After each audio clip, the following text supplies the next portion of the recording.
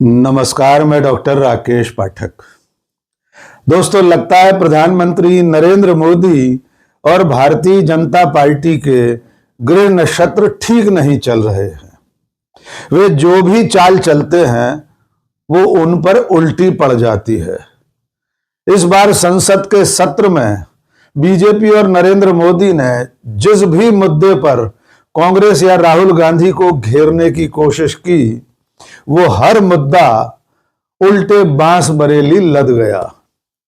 हर बार ऐसा हुआ कि बीजेपी जो चाहती थी उसके बिल्कुल उलट देश के सामने तस्वीर पेश हो गई।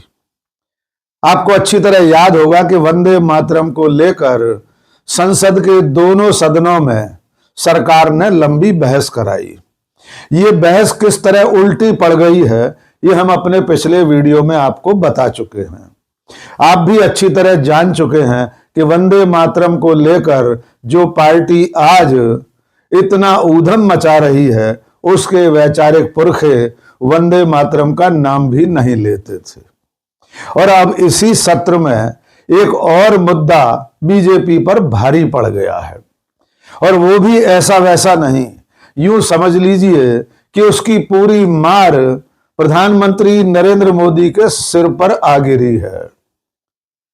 भारतीय जनता पार्टी ने राहुल गांधी के विदेशी दौरों को लेकर एक वीडियो अपने ट्विटर हैंडल पर जारी किया।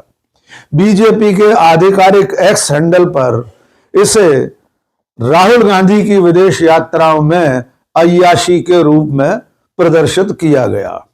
इस वीडियो में राहुल गांधी के लिए कहा गया कि मैं गांधी बन के आया हूं, मगर मेरी हरकत अय्याश जैसी है। आइए इस छोटा सा वीडियो देख लीजिए, फिर आपको बताएंगे कि कांग्रेस ने इसके पलटवार में कौन सा वीडियो जारी कर दिया और नरेंद्र मोदी पर सिर मुड़ाते ही ओले पड़ गए। आइए देखिए पहले बीजेपी का वीडियो।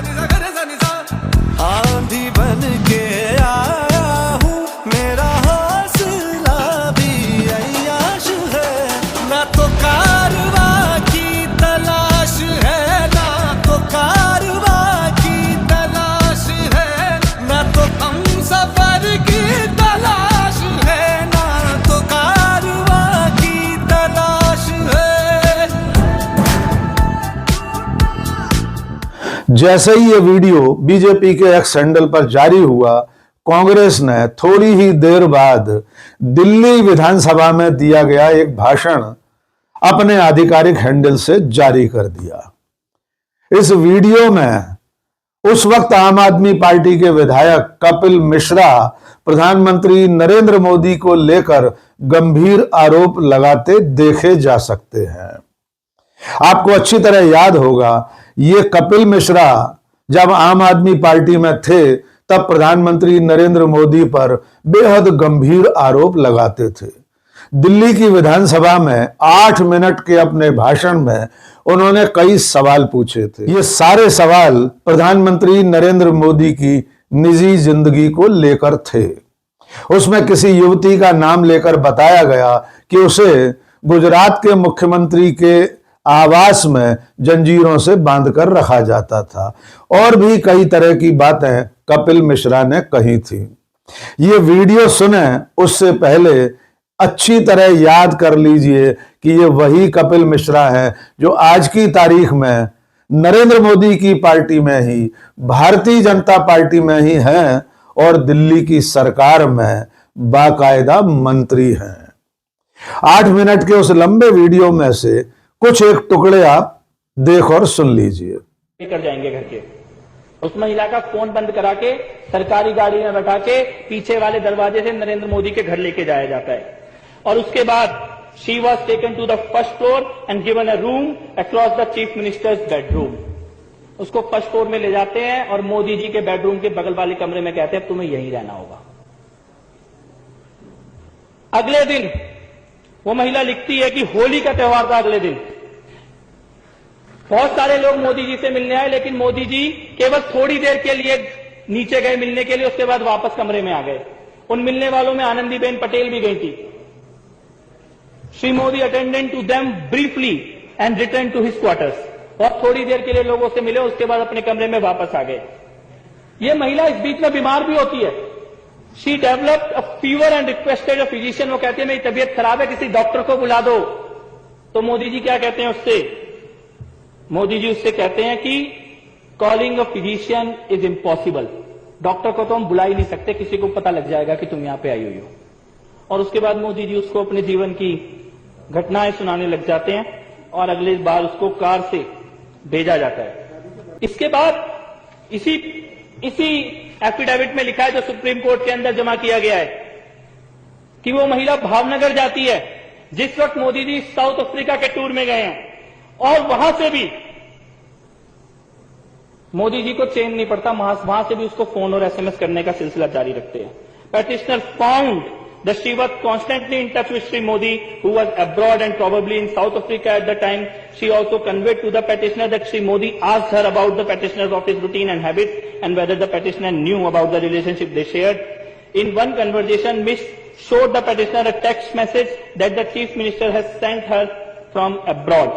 और खास तौर पे इस महिला से बात करने के लिए अलग मोबाइल नंबर मोदी जी ने रखा हुआ था, वो मोबाइल नंबर भी इस एफिडेविट के अंदर दिया गया है। यानी कि मोदी जी को ये लगा कि मोदी और उस महिला के बारे में जो वीडियो सीडी है वो खुद इस पेटिशनर के पास आ गई, और इसीलिए इस पेटिशनर के साथ कई तरह के केस और कई तरह के मामले दर्ज करके इनका पूरा कैरियर बर्बाद करने की कोशिश की जाती है। तो जैसा कि हमने शुरू में आपसे कहा कि भारतीय जनता पार्टी अपने हर दांव में लगातार फेल हो रही है, और ये दांव भी उल्टा पड़ गया, क्योंकि राहुल गांधी की विदेश यात्राओं के नाम पर उन्हें अय्याशी करने वाला बताने वाली बीजेपी अब उन्हीं की पार्टी के वर्तमान मंत्री के भाषण से फंस गई है। एक और मजेदार बात है, बीजेपी लगातार आरोप लगा रही है कि राहुल गांधी संसद के सत्र के दौरान विदेश यात्राएं करते हैं। यानी जिस वक्त संसद का सत्र चल रहा होता है, अक्सर राहुल गांधी उसी समय किसी न किसी दूसरे देश की यात्रा पर होते हैं। लेकिन इसके जवाब में भी बीजेपी और नरेंद्र मोदी उल्टे फंस गए हैं, क्योंकि कांग्रेस पार्टी ने बाकायदा पिछले 10 साल के रिकॉर्ड के आधार पर यह साबित कर दिया है कि प्रधानमंत्री की 85% विदेश यात्राएं संसद के सत्र के दौरान ही हुई हैं। यानी जब जब संसद का सत्र चल रहा था, तब तब प्रधानमंत्री नरेंद्र मोदी विदेश प्रवास पर थे। इसकी पूरी सूची आप स्क्रीन पर देख सकते हैं। यानी जिस वक्त भारतीय जनता पार्टी और उसके नेता राहुल गांधी के विदेशी दौरों पर निशाना साध रहे थे, उस वक्त वे भूल गए थे कि ये निशाना, ये तीर उल्टा उनकी छाती में लग सकता है, और ये तीर बाकायदा निशाने पर लगा है, क्योंकि बीजेपी के पास इस आंकड़े का कोई जवाब नहीं है कि प्रधानमंत्री नरेंद्र मोदी पिछले 10-11 सालों में हर बार संसद के सत्र के समय ही विदेश दौरों पर क्यों रहते हैं। और दूसरा जो सबसे भारी पड़ा है, वो मुद्दा है राहुल गांधी को अय्याश बताने का।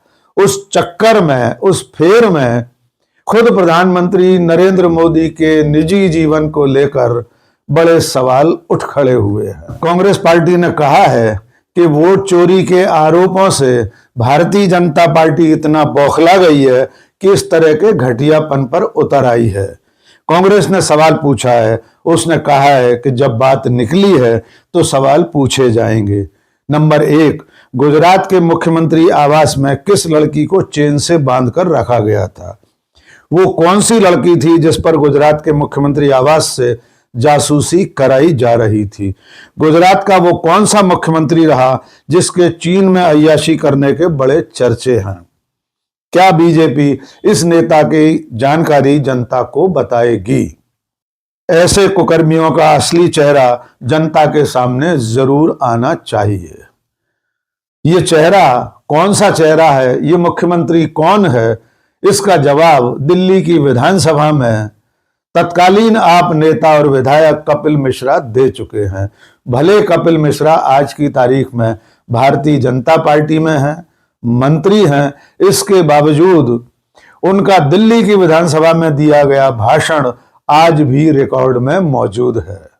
राहुल की विदेश यात्राओं पर सवाल उठाने वालों से कांग्रेस की प्रवक्ता सुप्रिया श्रीनेत ने पूछा है, हाँ भाई चरण चुंबकों, कुछ दिन पहले बहुत फुदक रहे थे, आज इस पर डिबेट करोगे?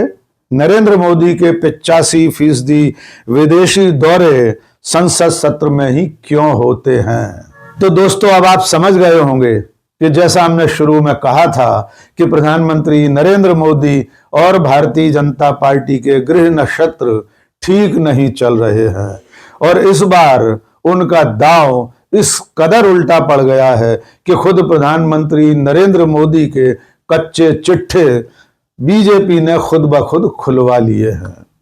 अब देखना यह होगा कि आने वाले दिनों में बीजेपी फिर से ऐसा कौन सा दांव चलती है जो उस पर उल्टा पड़ जाता है, क्योंकि पिछले कई महीनों से बीजेपी का हर दांव उस पर उल्टा पड़ रहा है। आज के इस वीडियो में बस इतना ही। बहुत बहुत शुक्रिया। जय हिंद।